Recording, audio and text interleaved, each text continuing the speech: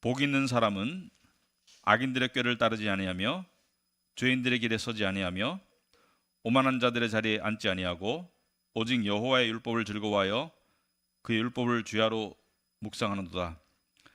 그는 시냇가에 심은 나무가 철을 따라 열매를 맺으며 그 잎사귀가 마르지 아니함 같으니 그가 하는 모든 일이 다 형통하리로다.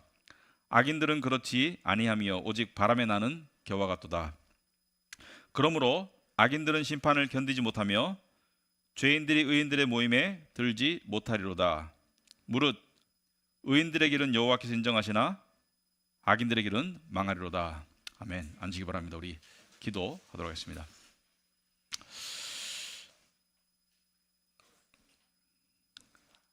죄인들을 부르셔서 예수 그리스도의 공로를 통해서 의인으로 만들어 주시고 또 하나님의 자녀로 삼아 주셔서 저희들이 믿음의 길을 갈 수 있도록 은혜 베풀으신 하나님께 감사합니다. 하지만 저희들은 고집세고 또 미련한 양 같아서 각기 제 갈 길로 갈 때가 많음을 고백합니다. 하지만 주님께서는 우리가 길을 잃었을 때 우리를 방치하시거나 버려두시거나 외면하지 아니하시고 우리에게 찾아오시고 또 우리를 데려가심을 믿습니다. 그 데려가는 길이 바로 말씀이고 또 데려가는 길이 바로 진리입니다. 이 시간 우리의 마음이 세상 속에서 방황하고 살았다면 다시 한번 주님께 돌아가는 그런 놀라운 은혜와 역사가 있기를 소원합니다. 세상에 있을 때는 두려움과 또 어두움과 또 불안 속에 우리가 살았다면 하나님께 돌아올 때만 우리가 평강과 은혜를 맛볼 수 있음을 다시 한번 깨닫게 하시고 그 진리의 말씀으로 돌아가는 이번 시간이 될 수 있도록 주님 도와주시옵소서. 예수님 이름으로 기도합나이다. 아멘.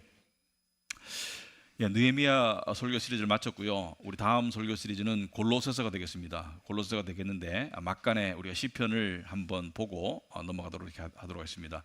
우리가 시편 묵상반을 지금 하고 있기 때문에 주중에 그 성경 공부를 시편을 하고 있기 때문에 1편을 다루긴 했어요. 그런데 우리 교회적으로 한번 다루고 싶어서 시편 1편을 오늘 보기로 했고요.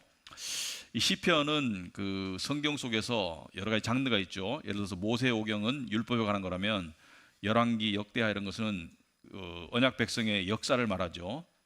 그렇다면 시편은 어디에 해당하는가? 시편은 하나님의 백성의 삶의 신앙의 여정의 희로애락을 의미합니다. 그래서 살면서 느끼는 여러 가지 고통이나 기쁨이나 또는 슬픔이나 아픔이나 또는 즐거움이나 감사나 또 믿음의 확신이나 심지어 의심까지 표현하는 것이 시편이기 때문에 시편은 우리의 감정을 상당히 잘 드러내고 어루만지는 책이기 때문에 많은 사람들이 좋아하는 것 같아요. 그래서 시편이 끝에 가면 여호와께 찬송할지어다 이렇게 찬송의 시로 다 끝나지만 우리의 결과가 우리의 믿음의 신앙 여정의 결과가 찬송이라는 것을 이야기하고 있고요. 오늘 시편 1편은 그러면 하나님의 백성으로서 우리가 어떻게 살아야 되나, 특별히 우리가 복 받은 인생을 살려면, 복 있는 인생을 살려면, 복 있는 삶을 살려면 어떻게 살아야 되나, 거기에 관한 말씀이 시편 1편의 말씀이 되겠습니다. 1편 1절에 오시면은 복 있는 사람 이렇게 나오죠. 복 있는 사람은 이런 사람이다. 복 있는 사람은 이렇게 사는 사람이다. 복 있는 사람은 1절과 같이 사는 사람이 아니고 2절과 같이 사는 사람이다. 그런데 복이 있다는 건 무엇을 말하나? 여러분, 복 있는 삶이 뭐예요? 복 있는 사람.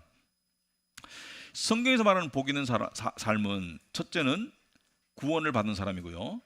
둘째는 하나님의 은혜와 평강을 누리는 사람입니다. 구원을 받은 사람이고 하나님의 은혜와 평강을 누리는 사람이다. 그래서 구원을 받은 자들에게 신약에 보시면 사도 바울이 편지 속에서 항상 처음에 나오는 인사 말투가 뭐죠? 은혜와 평강이 너희와 함께 있을지어다. 하나님의 은혜와 평강이 너희와 함께 있을지어다. 그래서 세상 사람들도 평강 상태를 행복이라고 느낍니다. 마음이 평안한 상태를 행복이라고 느껴요. 그래서 마음이 평안하기 위해서 여러 가지 활동들을 하죠. 그러니까 마음이 산란하고 불안하고 두렵고 아프고 이런 것을 벗어나기 위해서 여러 가지 노력을 하듯이 인간의 행복의 그 가장 커다란 핵심은 평안이에요. 그래서 복 있는 사람은 경험적으로 말하면은 평안을 누리는 사람, 평강을 맛보는 사람, 그게 복 있는 사람이다. 자, 그런데 오늘 본문에 보시면은 복 있는 사람은 1절에 보시면 이런 사람이 아니에요. 2절에 이런 사람이에요. 1절에 어떤 사람이에요? 악인들의 꾀를 따르지 아니하는 사람이에요. 처음에 악인들의 꾀를 따른다. 그러니까 따른다는 것은 걸어간다는 걸 말하죠. 팔로우한다, 따라간다. 그 다음에 죄인들의 길에 서지 아니한다. 섰다는 것은 걸어가다가 멈췄다는 것을 말하고요. 멈췄죠. 오만한 자들의 자리에 앉지 아니한다. 앉는다는 것은 주저앉는 것이죠. 점점 고착화되는 것을 말하죠. 여러분 이 이미지를 한번 생각해 보시면은, 상상력을 동원해 보시면은, 따라가다가 섰어요. 그리고 앉았어요. 그죠? 따라가다가 섰어요, 앉았어요. 그것은 점점 고착화되는 것을 말하고 있어요. 그러니까 악인들의 꾀를 따라가다가 죄인들의 길에 섰다가 마지막에 오만한 자의 자리에 앉는 거예요. 이게 복 없는 삶이에요. 복 없는 삶이 되려면 이렇게 살아라는 거예요. 자, 우리의 삶 속에 평강이 많이 깨진다. 그러면 복 없는 길을 가고 있기 때문에 평강이 깨지고 있는 거예요, 사실은. 우리가 구원을 받았음에도 불구하고 우리의 삶 속에서 복 없는 삶을 살 때가 많은 거예요. 그러면 복 없는 삶이 말하는 악인들의 꾀를 따라가는 건 뭐며, 죄인들의 길에 서는 것은 뭐며, 오만한 자의 자리에 앉는 것은 무엇인가? 여기서 말하는 먼저 악인은 뭔가? 악인은 범죄자를 말하는 게 아닙니다. 범죄자도 악인에 포함되겠죠. 그러나 범죄자를 말하는 것이 아니고, 여기서 말하는 악인은 뭐예요? 5절에 보시면은 악인이 뭐라고 했어요? 악인들은 심판을 견디지 못하고 의인들의 모임에 들어가지 못하는 자가 악인입니다. 심판을 견디지 못하고, 여기서 말하는 심판은 하나님의 심판을 말하죠. 그러므로 심판을 견디지 못하는 자는 불신자를 말해요. 믿음이 없는 사람들을 말합니다. 그리고 의인들의 모임에 들지 못한다. 의인들의 모임은 어디예요? 교회. 이 땅에서는 교회고 천국을 말하죠. 의인들의 모임에 누가 못 들어와요? 불신자들이 못 들어와요. 그러면 여기서 말하는 악인은 범죄자를 말하는 것이 아니라 믿지 않는 세상 사람들을 말하는 것이에요. 믿지 않는 세상 사람들을 말하는 것이다. 자, 그러므로 악인들의 꾀를 따른다는 것은 믿지 않는 세상 사람들의 꾀를 따른다는 것인데, 여기서 말하는 꾀라는 것은 영어로 counsel, 그죠? counseling. 원어상으로 뭐냐면 지혜 또는 가치관을 말합니다. 믿지 않는 사람들의 처세술, 가치관, 지혜를 말한다. 그래서 믿지 않는 사람들의 가치관을 따르는 것이 악인들, 악인들의 꾀를 따르지 않는 것이 복받는 사람들. 그러면 믿지 않는 사람들의 가치관의 대표적인 게 뭐예요? 여러분, 세상 사람들은 어떤 가치관을 가지고 사나요? 세상 사람들은 어떤 가치를 추구하나요? 가치관이라는 것은 자기가 가장 소중하게 추구하는 가치가 뭐예요? 오늘날 세상 사람들이 일반적으로 추구하는 게 돈과 명예와 여러 가지 권력인데, 오늘날 우리나라를 봤을 때 사람들이 가장 많이 추구하는 게 뭐예요 도대체? 여러분 답을 알잖아요, 그죠? money, 돈이죠, 돈. 어느 유튜버가 제가 이렇게 이제 보니까 이런 유튜버가 있더라고요. 한국 사람들은 참 문제가 많다. 정말 문제가 많고 정말 앞날이 암담하다. 왜냐하면 한국 사람들이 가장 중요한 가치관이 가족도 아니고 사회도 아니고 관계도 아니고 돈이다. 돈에 미쳐 있다. 한국 사람들은 돈에 미쳐 있다. 이런 유튜버가 있더라고요. 저도 한국 사람들이 좀 지나치게 돈에 집착했다라고 생각했는데, 이번에 미국 가니까 생각이 좀 바뀌었습니다. 미국 사람도 마찬가지더라고요. 왜냐하면 지금 시대가 원래 사람들은 돈을 제일 중요한 가치로 여겼었습니다. 구약 시대도 마찬가지예요. 구약 시대 바알신과 아세라 신을 왜 섬겼나요? 바알은 풍요의 신, 아세라는 다산의 신, 모두 돈과 연관되어 있었어요. 그런데 지금 우리가 지금 오늘날, 그러니까 지금 2024년도를 봤을 때 지금 우리가 당면한 현실은 뭐냐면 인플레이션이라는 것을 당면하고 있죠. 고물가. 물가가 치솟으니까 안 그래도 돈에 집착하고 있는데, 돈에 집착을 넘어서 가지고 돈에 이렇게 몰입되어 갈 수밖에 없는 그런 문화가 지금 되고 있어요. 고물가.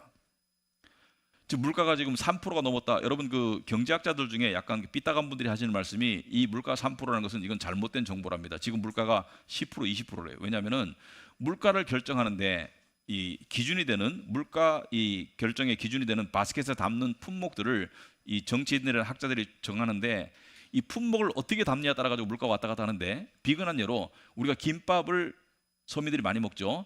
사과도 많이 먹고, 김밥이 1년에 3%만 올랐나요? 한번 생각해 보시기 바랍니다. 집세가 지금 서울의 월세가 지금 천정부지로 솟고 있는데 3%만 올랐나요? 1년에?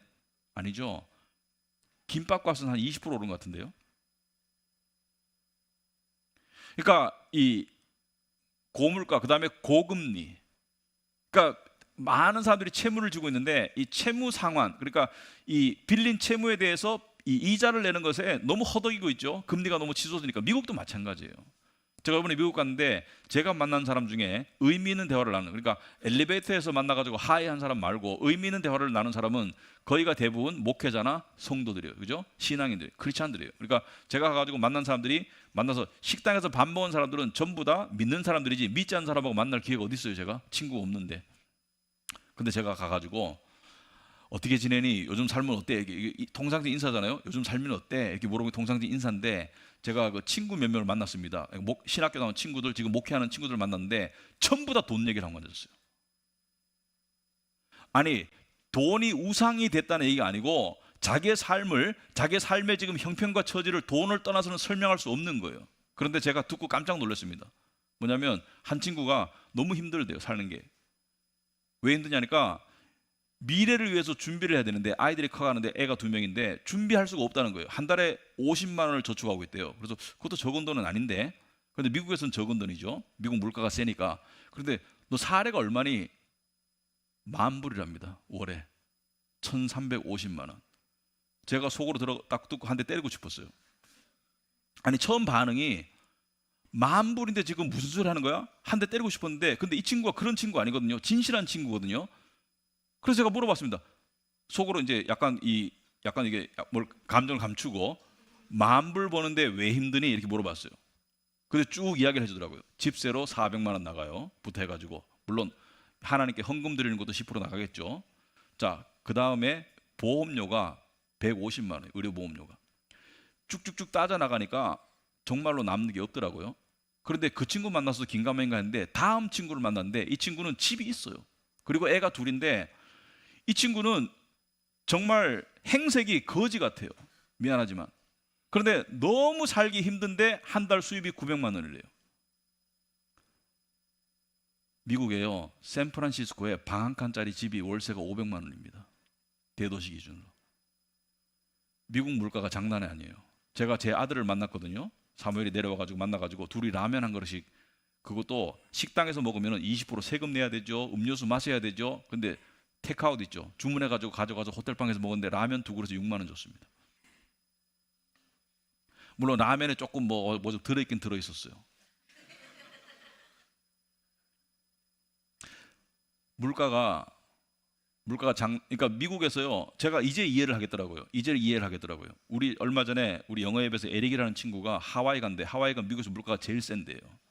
근데 연봉 1억 정도를 받고 갔거든요. 그래가지고 이 친구가 룰루랄라 하고 갔어요. 왜냐면 여기서보다 2배가 많아. 근데 갔는데 지금 거지 됐어요. 살 수가 없다는 거예요. 그 돈으로 살 수가 없대요. 그래서 제가 이해가 되더라고요. 이제 미국 가보니까 이해가 돼요. 왜냐면 그 돈으로 살 수가 없습니다. 물가가 장난이 아니고요. 팁이 옛날에 제가 살 때는 12%, 15%였는데 지금은 기본이 20%예요. 그래서 미국 사람들도 팁에 질려버렸어. 그러니까 한국 가가지고 김밥 5,000원짜리 가지고 불편했거든요. 김밥이 5,000원씩이나 하지? 김밥 17,000원 아틀란타에서. 그래서 한국 가지고 감사함을 느꼈습니다. 우리나라 물가 착하네. 감사함을 느꼈어요. 자, 너무 물가가 치솟고 금리가 높다 보니까 사람들이 돈에 자꾸 딸려가는 지금 문화인 거예요. 그런데 악인들의 꾀는 뭐냐면, 악인들의 세상 사람들의 가치관은 뭐냐면 돈이 최고인 거예요. 그러니까 잘 들어보세요.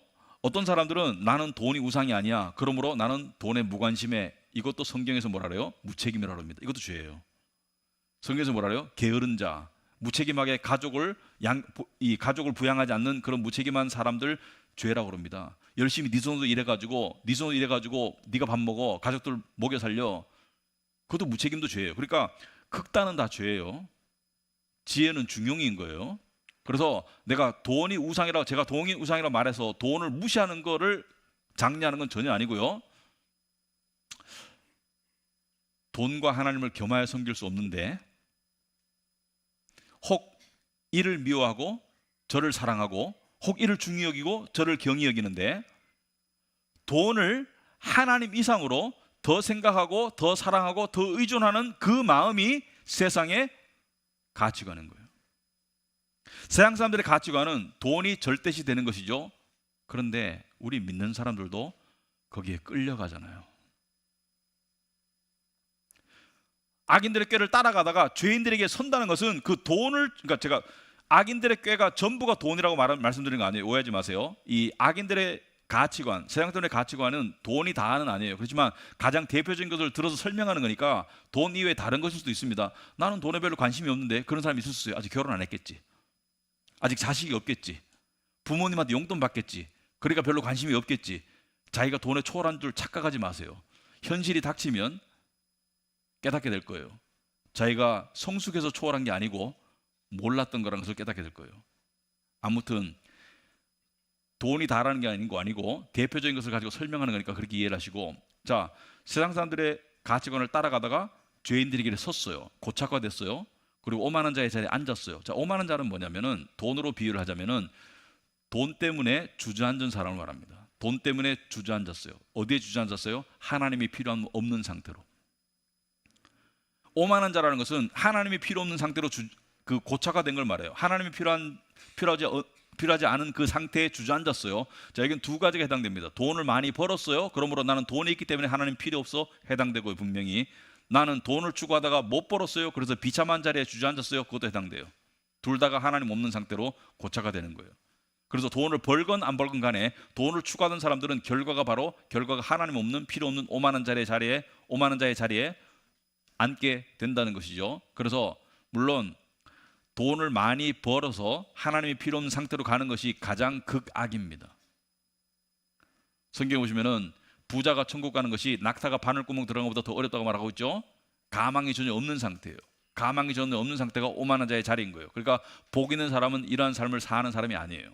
복 있는 사람은 세상의 가치관을 쫓아가는 사람이 아니에요. 그러면 복 있는 사람은 어떻게 돈을 다루나? 복 있는 사람은 돈을 목적화하지 않고 우상화하지 않고 돈이 수단인 상태예요. 돈이 하나님께서 나에게 주신 삶의 수단과 방편인 상태이지, 돈을 적극적으로 추구하는 사람이, 돈을 우상화하는 사람이 아니에요. 그러므로 이러한 사람들은 돈을 쓸 줄 압니다. 써야 될 때. 자, 돈이 우상화된 사람은 악착같이 나를 위해서 모으고 나를 위해서만 써요.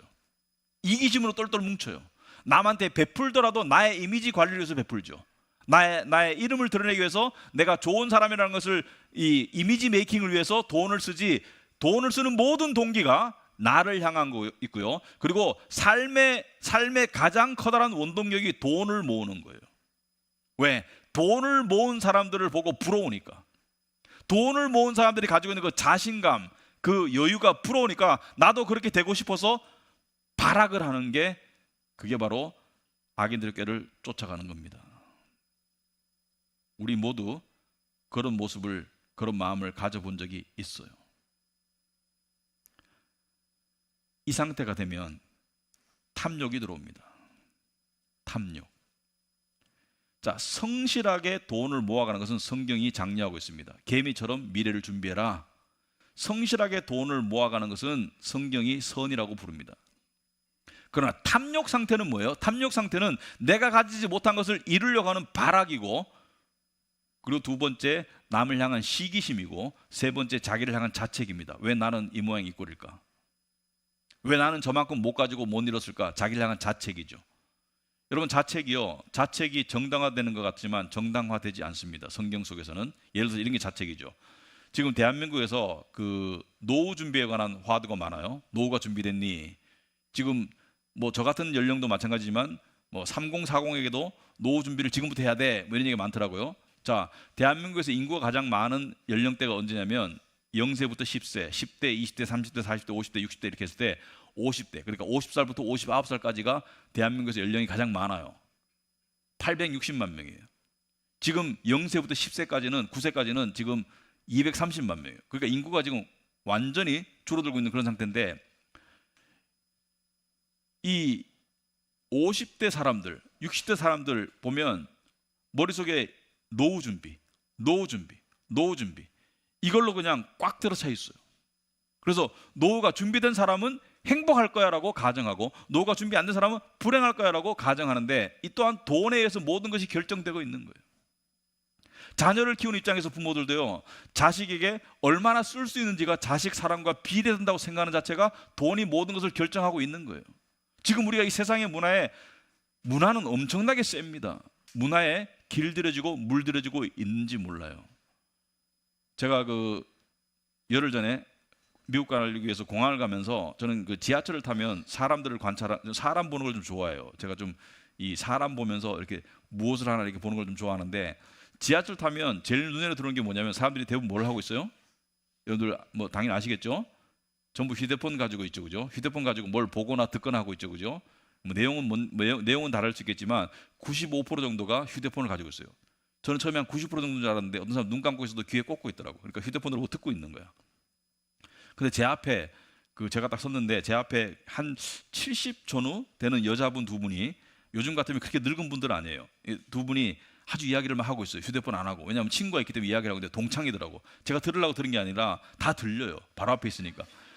듣는데 뭐 나의 삶이 옛날에 어떻고 지금 어떻고, 한 사람이 주로 얘기하고 한 사람은 듣고 있더라고요. 한 사람은 에너지가 있어, 한 사람은 기가 없어, 한 사람은 말할 힘이 없어, 그래서 한 사람은 이러고 있고, 한 사람은 계속 떠들고 있어. 계속 떠들고 있는데 뭐 동창 얘기를 계속 하더라고. 뭐 순자는 어떻고 뭐 영자는 어떻고 뭐 계속 얘기하는데, 순자의 삶이 지금 어떤데 어떻다, 영자의 삶이 지금 어떤데 어떻다, 나의 삶 어떤데 어떻다, 모든 기준이 뭐겠어요?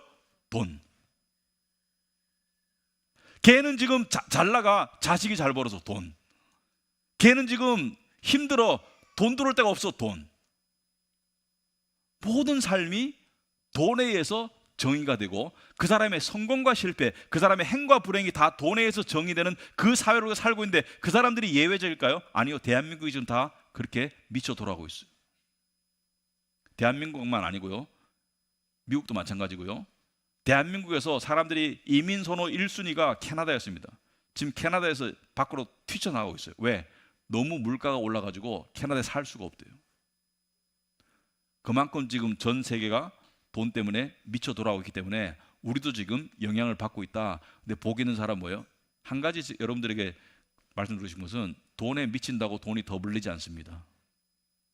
돈에 미치면 돈을 더 잃을 수 있습니다. 왜? 탐욕은 판단력을 흐리기 때문에. 그래서 내가 돈을 사랑한다고 돈이 더 모이지도 않아요. 그럼 우리가 어떻게, 미련하지 않으면 우리가 어떻게 해야 되겠습니까? 어떻게 해야 되겠습니까? 복 있는 사람은 이렇게 악인들의 꾀를 따르지 아니하며 죄인들의 길에 서지 아니하며 오만한 자의 자리에 앉지 아니하고 2절을 해야 돼요. 돈이 내 목적이고 내 궁극적인 우상이 되지 않고 수단이 되는 그 자리에 갖다 놓으려면 누구를 마음으로 전심으로 찾아야 돼요? 하나님을. 2절에 여호와의 율법을 즐거워하여 그 율법을 주야로 묵상하는도다. 다시 말하면 말씀에 미쳤다. 여러분, 뭔가에 꽂히고 미치면 그것만 생각하죠. 그죠? 뭔가에 꽂히고 미치면 그것만 생각해요. 아침에 일어나자마자 그것만 생각해요. 여러분과 제가 섬기는 우상이, 섬기는 진정한 신이 누구인지는 제가 알려드릴게요. 여러분이 아침에 일어나서 가장 먼저 생각나는 거, 그게 여러분의 우상이에요. 여러분과 제가 진짜로 섬기고 있는 신이 하루 중에 가장 많이 생각하고 있는 게 그게 진짜 신이에요. 가장 먼저 생각나고 가장 많이 생각나는 게 신이에요. 하나님 앞에 부끄럽죠. 그래서 켈빈이 뭐라 했습니까? 켈빈이 우리는 인간의 마음은 계속 우상을 찍어내는 공장과 같다. 그래서 근데 찍어내는 대표적인 우상이 바로 돈입니다. 돈.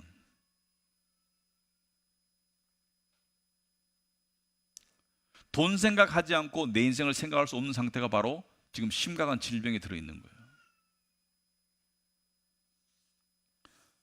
그러면 여호와의 율법을 즐거워하여 그 율법을 주야로 묵상하는도다. 여호와의 율법을 즐거워하여 그 율법을 주야로 묵상하는도다. 여러분, 2절을 해야 1절의 삶을 안 갈 수가 있는 겁니다. 1절의 삶을 난 안 살래. 그것 불가능해요. 우리의 의지와 우리의 노력으로 불가능합니다. 1절의 이 복 없는 삶, 파멸의 삶을 안 살려면 2절을 해야지 1절을 안 할 수 있는 거예요. 그러니까 1절과 2절은 상극인 거예요. 2절을 하는 사람은 1절을 안 살게 되어 있고 1절을 사는 사람은 2절을 안 사는 사람이에요. 여호와의 율법을 즐거워하여 그의 율법을 주야로 묵상하는도다. 여러분, 말씀을 묵상하는 사람은 말씀이 즐거우니까 묵상하는 거예요. 말씀이 괴롭고 지루한데 누가 묵상하겠어요? 근데 말씀이 즐거운 줄 아는 사람은 말씀을 묵상해 본 사람이에요. 전라도 음식 중에 홍어라는 게 있죠. 홍어는 좋아하는 사람과 극혐하는 사람이 쫙 갈려 있어요. 그죠? 좋아하는 사람은 이 홍어가 엄청 비싸잖아요. 그죠? 홍어가 엄청 비싼데 좋아하는 사람은 이거 없어서 못 먹고 싫어하는 사람은 입에 넣어줘도 안 먹겠죠. 근데 좋아하는 사람, 싫어하는 사람은 뭐라 그래요? 안 먹어봐서 그래. 먹어봤어요. 2번, 3번 먹어봤겠지. 계속 먹어봐. 언젠가 좋아질 거야. 그리고 미쳐버릴 거야. 없어서 못 먹을 거야. 말씀도 마찬가지입니다. 한두 번 먹어봤는데 안 즐거워요. 계속 먹어봐. 즐거움을 알게 되면 먹게 되어 있는 게 말씀이에요. 요즘에 제가 가장 싫어하는 게 뭐 5분 파워 말씀 보기 이런 거 제일 싫어요. 5분 파워 말씀 보기. 말씀이 급속 충전이 된다고 생각하시나요? 여러분, 밥을 뷔페 가지고 5분 만에 먹으면 맛있나요? 배탈 나지? 맛일수록 어떻게 하나요? 우리는 음미하죠. 그리고 건강하게 먹으려면 천천히 먹어야 되죠. 모든 게 시간이 들어요. 근데 아침에 바쁘다고, 물론 안 하는 것보다 낫겠지만 5분 파워 큐티? 저는 그건 불가능하다고 생각합니다. 저도 안 되는데 여러분이 되겠어요? 저는 목사인데 안 돼요. 그만한 시간이 들어갑니다. 그 율법을 주야로 묵상하는도다. 묵상 단계라는 것은 암기 단계를 암시합니다. 최소한 내가 정확하게 암기는 못하더라도 오늘 아침에 읽었던 말씀의 내용이 내 머리에 살아있을 정도의 각인이 되어 있는 상태를 말하는 거예요. 그러려면 시간을 충분히 보냈겠죠. 그렇게 하는 사람이 어떻게 돼요? 저는 말씀 중 이 말씀 좋아합니다. 탐욕과 관계에서 잠언 4장 23절에 그 무엇보다도 너의 마음을 지켜라. 생명의 근원이 네 마음에서 나온다. 생명의 근원이 네 마음에서 나온다. 여기서 말하는 생명은 뭘 말하는 거예요? 평강을 말하는 겁니다. 평강의 근원이 너에게서 나온다. 자, 믿는 여러분, 평강은 우리가 만들어내는 게 아닙니다. 오해하지 마세요. 돈은 우리가 만들어내야 돼요. 평강은 우리가 만들어내는 게 아니에요. 예수님께서 요한복음 7장에 믿는 자에게는 생수의 강이 흘러나온다 해가지고 그 생수의 강을 성령으로 말씀하셨거든요. 믿는 자에게 성령의 내주가 있기 때문에 평강은 우리 안에 있어요. 평강은 우리 안에 있어요. 문제는 우리가 평강을 막고 있기 때문에, 세상의 탐심과 욕심으로 평강을 막고 있기 때문에, 걱정과 두려움으로 평강을 막고 있기 때문에 평강을 못 누리는 것이지, 가만히 있는 상태에서는 평강이 나옵니다. 믿는 사람은 내가 만드는 게 아니에요. 그래서 여러분, 깨끗한 물이 지하에서 흘러나오는데 그걸 지키려면 어떻게 돼요? 오염을 막아야 되죠. 뚜껑을 덮어야 되죠. 그걸 말하는 거예요. 세상의 탐심과 욕심으로부터 내 마음을 지키라는 거죠. 뭘로? 말씀의 능력과 힘으로. 스스로 못 지키니까 말씀의 능력과 힘으로. 그러니까 말씀을 먹으면서 뭐가 생겨요? 탐심을 분별하고 이길 수 있는 능력과 힘이 생긴다는 것이죠. 특히나 세상은 우리를 교묘하게 속입니다. 네가 왜 불행한 줄 알아? 돈이 없어서 그래. 네가 왜 아이들을 사랑하지 못하는 줄 알아? 돈이 없어서 그래. 근데요, 아이들 사랑하는데 돈이 절대적이라면, 제가 한번 예를 들어보겠습니다. 우리 그렇게 생각할 때 있어요. 아이들 사랑하는데 돈이 절대적이라면 왜 재벌 아이들은 저 모양이에요? 아니, 재벌 자식들이 다 잘못된 건 아니지만 재벌 자식들 중에 제대로 된 사람 별로 없잖아요. 왜 자식들이 저 모양이에요? 근데 왜 제가 알고 있는 훌륭한 그리스도인 가정은 돈이 없음에도 불구하고 자식들이 이렇게 잘 자랐어요? 아니, 돈이 절대적이라면서, 아이들 사랑에 돈이 절대적이라면 왜 부잣집 아이들은 저 모양이냐. 물론 부잣집 아이라고 다 도매금으로 제가 넘기는 건 아니에요. 하지만 절대적인 게 아니더라는 것이죠.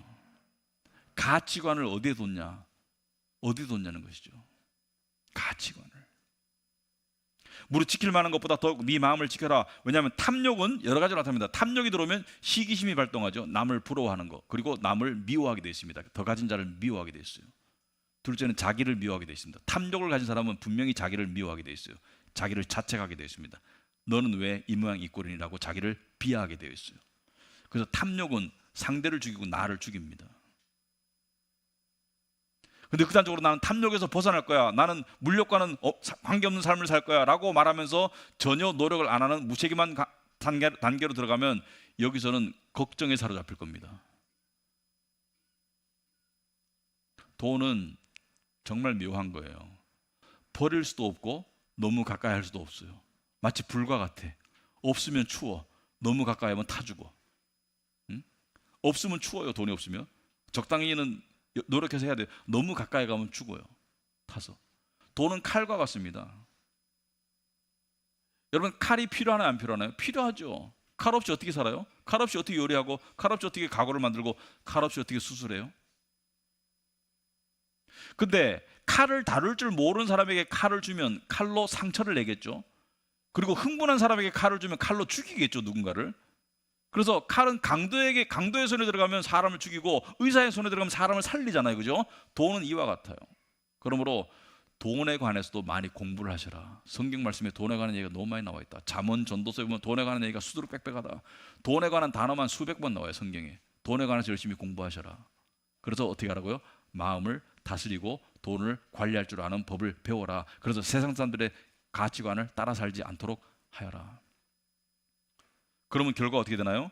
3절에 그는 시냇가에 심은 나무가 철을 따라 열매를 맺으며 그 잎사귀가 마르지 아니함 같으니 그가 하는 모든 일이 다 형통하리로다. 어떤 분들은 말씀 읽고 이렇게 하더라고요. 다 형통하리로다. 잎사귀가 마르지 않고. 근데 왜 저는 잎사귀가 마르고 형통하지 않나요? 하나님 말씀이 잘못된 거 아닌가요? 저는 왜 잎사귀가 마르고 형통하지 않나요? 제가 물어봅니다. 주야로 말씀을 묵상했어?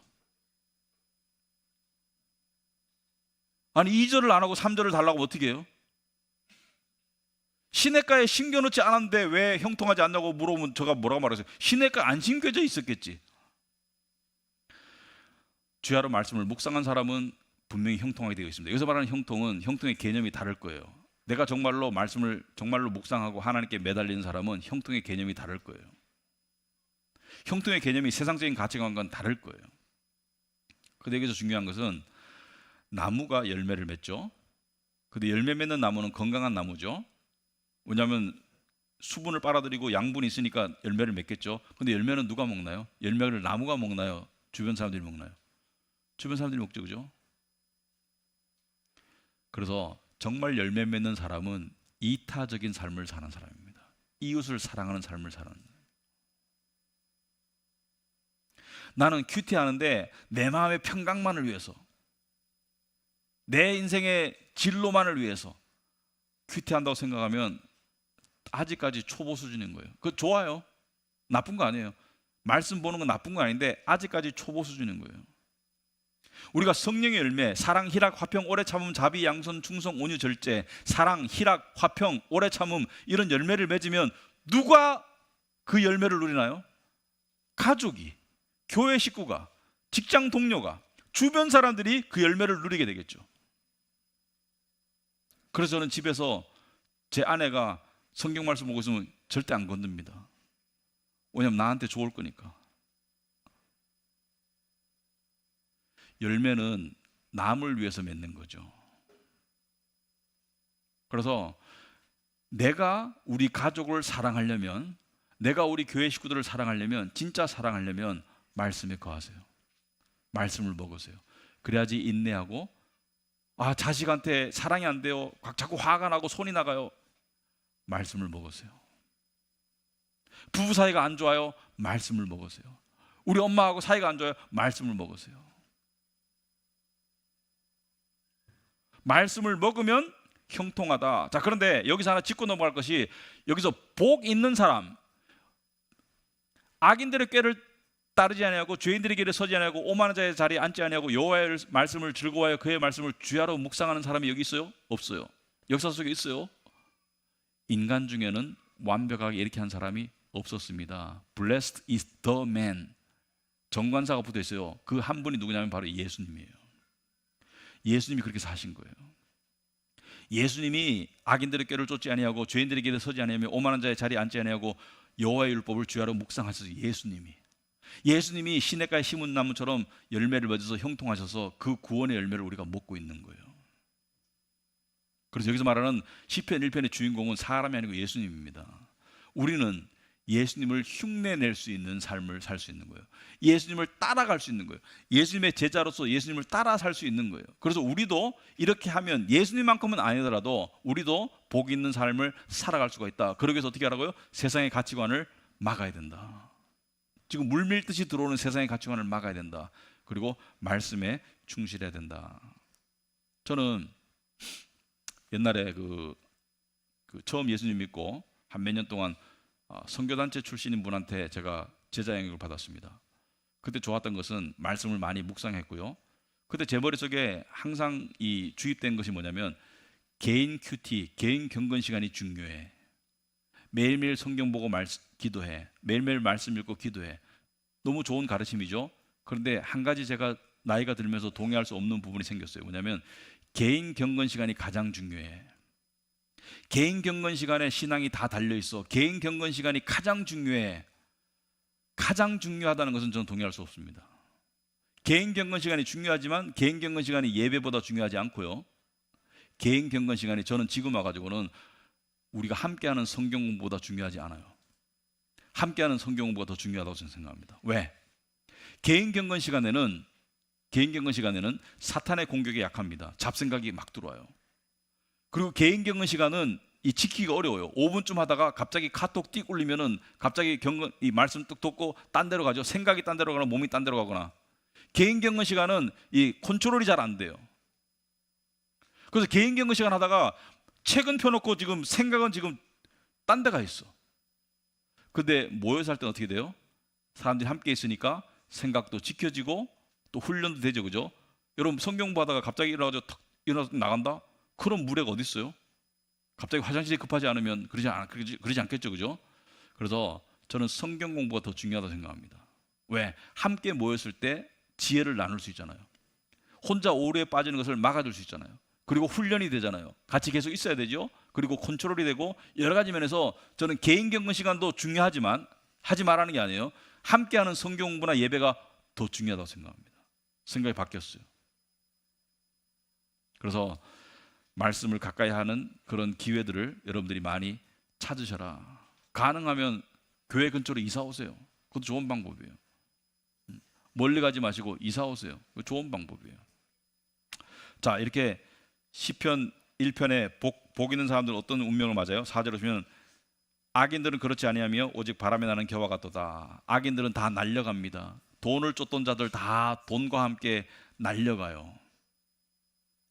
여러분 허탈하다는 말 알죠? 허탈하다. 신앙인이라고 허탈하지 않은 삶이 보장되지는 않습니다. 신앙인이 세상을 쫓아 살면 한 5년 10년 지나간 다음에 허탈할 거예요. 내가 뭘 쫓고 살았나 허탈할 거예요. 중환자실에 누워가지고 통장 잔고를 보면서 목표는 달성했는데 허탈할 거예요.